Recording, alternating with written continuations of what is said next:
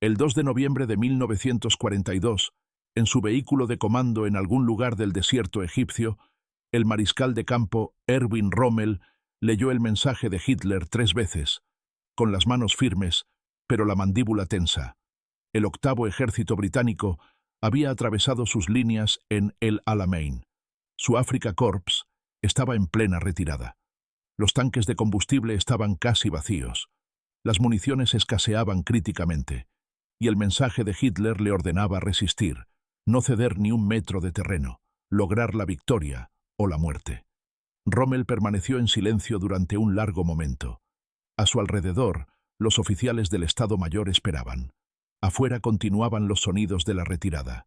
Camiones avanzando hacia el oeste, hombres heridos gritando, el trueno distante de la artillería británica cada vez más cerca. Había pedido permiso para realizar una retirada ordenada para salvar a su ejército. La respuesta de Hitler dejó claro que el permiso no sería concedido. Comenzó a dictar su respuesta. Las palabras eran cuidadosas, formales, precisamente militares en su redacción. Pero entre líneas, cualquiera que conociera a Rommel podía leer la desesperación. Sus tropas habían luchado hasta el último cartucho en cada posición que habían defendido, hasta que los tanques británicos literalmente invadían sus posiciones. La orden de resistir era físicamente imposible de ejecutar. El ejército sería destruido. Envió el mensaje. Luego ordenó que la retirada continuara. Ese momento, ese intercambio de mensajes el 2 de noviembre, marcó el comienzo de un colapso de 6 meses que terminaría con la rendición de más de 275.000 tropas del eje en Túnez. Y durante esos 6 meses, las reacciones del alto mando alemán revelarían un abismo entre la realidad en África del Norte y la percepción en Berlín, entre lo que los comandantes de campo sabían que era cierto y lo que Hitler estaba dispuesto a creer. La brecha entre esas dos realidades mataría a decenas de miles de hombres. La orden de resistir de Hitler no era inusual. Había emitido comandos similares antes, sobre todo durante la crisis invernal fuera de Moscú el año anterior. En ese caso, su negativa a permitir la retirada había evitado un colapso completo. Creía que su voluntad había salvado el frente oriental. Ahora esperaba que su voluntad salvara África del Norte. Pero África del Norte no era Rusia. Las distancias eran diferentes. La situación de suministro era catastrófica de una manera distinta. Y lo más crítico, el ejército de Rommel no estaba atrincherado en posiciones de invierno con alguna esperanza de reabastecimiento. Era una fuerza móvil en plena retirada, quemando su último combustible, disparando sus últimas municiones, perseguida por un enemigo con abrumadora superioridad material. Nada de esto le importaba a Hitler. En la sala de mapas de su cuartel general en Prusia Oriental, África del Norte era una línea de frente en un mapa, una posición a 1970, mantener, una cuestión de voluntad y determinación. Las realidades físicas, los medidores de combustible marcando vacío, los barcos de suministro hundiéndose en el Mediterráneo, la situación táctica real, estos eran detalles que interferían con la claridad de su visión estratégica. Rommel desobedeció la orden de resistir.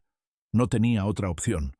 Obedecer habría significado la destrucción inmediata de toda su fuerza. Así que se retiró, enviando mensajes cada vez más desesperados para justificar cada retirada, cada posición abandonada, cada 100 kilómetros cedidos. Y con cada mensaje, pintaba un cuadro más claro de la catástrofe. Los británicos tenían más de 1000 tanques. Rommel tenía menos de 30 operativos. Los británicos tenían municiones ilimitadas.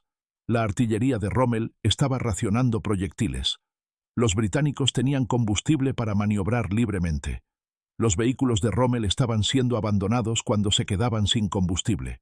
En Berlín, los oficiales del Oberkommando der Wehrmacht entendieron inmediatamente lo que significaban los mensajes de Rommel. Eran soldados profesionales que podían leer una situación táctica, pero su comprensión no se tradujo en acción. Su papel no era tomar decisiones estratégicas, sino transmitir las órdenes de Hitler. A nivel estratégico, la reacción estaba aún más desconectada de la realidad.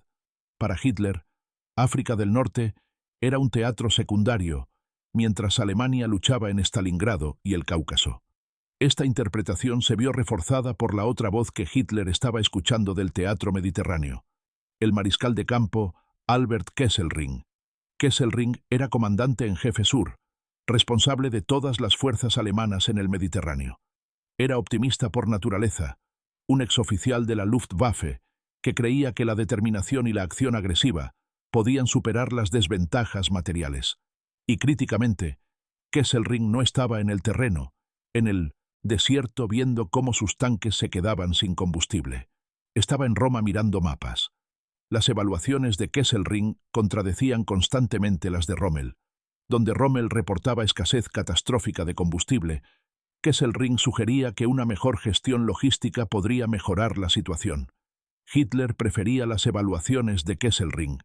El 8 de noviembre de 1942, 6 días después de que Rommel comenzara su retirada desde el Alamein, las fuerzas estadounidenses y británicas desembarcaron en Marruecos y Argelia.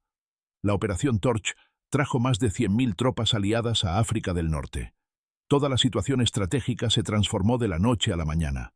Rommel ya no solo se estaba retirando de una fuerza británica superior, se estaba retirando hacia un segundo ejército aliado que avanzaba desde el oeste. África del Norte se estaba convirtiendo en una trampa. Entonces Hitler tomó una decisión que definiría el capítulo final de la campaña norteafricana. En lugar de reconocer que la posición del eje en África del Norte se había vuelto insostenible, en lugar de intentar evacuar las tropas experimentadas de Rommel mientras todavía había tiempo, Hitler decidió reforzar. Ordenó que se enviaran tropas a Túnez precipitadamente. Se comprometió a mantener África del Norte no solo como una medida defensiva temporal, sino como una posición estratégica permanente. El 13 de mayo de 1943, las últimas fuerzas del eje en Túnez se rindieron. Más de 275.000 hombres fueron capturados, incluidos 100.000 alemanes. Fue una de las rendiciones más grandes de la historia militar, comparable a Stalingrado 4 meses antes. La reacción en Berlín fue un silencio atónito. Hitler había perdido 2 ejércitos en 5 meses.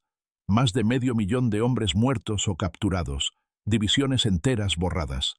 La lección que Hitler sacó de África del Norte no fue que necesitaba escuchar a los comandantes de campo, no que las realidades materiales importaban, no que la fuerza de voluntad sola no podía superar situaciones imposibles. La lección que sacó fue que los soldados alemanes necesitaban ser más fanáticos, más dispuestos a morir, más resistentes a la tentación de rendirse. África del Norte le había enseñado a Hitler exactamente la lección equivocada.